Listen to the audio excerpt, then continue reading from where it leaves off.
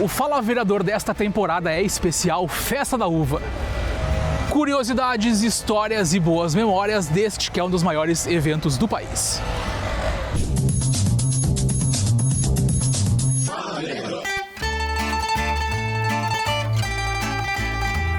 Mais uma edição do nosso Fala Vereador especial Festa da Uva, hoje com o Alexandre Bortoluz, o Bortola. Vereador, seja bem-vindo a mais uma gravação. Muito obrigado.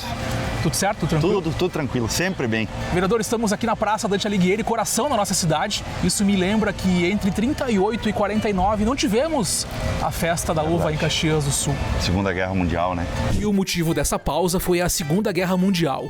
O Brasil estava em guerra com a Itália e por aqui os imigrantes italianos foram impedidos de falar o dialeto vêneto e até a Praça Dante mudou de nome, passando a ser chamada de Rui Barbosa.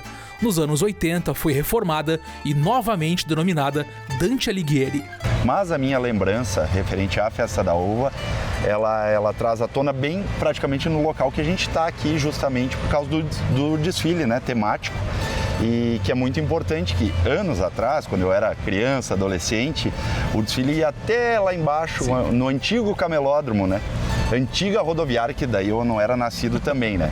Mas ia até lá embaixo na Moreira César. Então, eu lembro que a Sinimbu era lotada de pessoas, assim. Até nos dias atuais está sendo retomado essa, digamos assim, lotação, né? Na rua Sinimbu.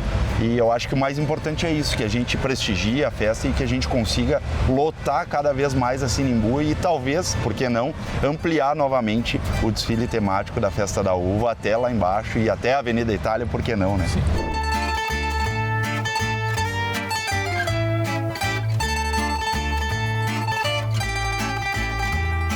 Vereador, o que a festa mais impacta na cidade? Na cidade, eu acho que é um combo, né? São várias coisas, né? Impacta a questão do turismo, da economia, impacta também na própria zeladoria, manutenção da cidade, que a gente também espera um grande público nesse período de Festa da Uva. Diversas pessoas, não somente de Caxias do Sul, mas de outras cidades, outros municípios e até mesmo de outros estados, né? E por que não de outros países, que a gente sabe também que pessoas de outros países também prestigiam a nossa festa. O senhor estará por lá, eu estarei por lá, a TV estará por lá. Deixa um convite para a nossa audiência. Todos nós estaremos por lá e esperamos vocês estarem conosco prestigiando essa bela Festa da Uva que vai ser nesse ano de 2026, tá bom? Aguardo vocês lá. A gente se encontra.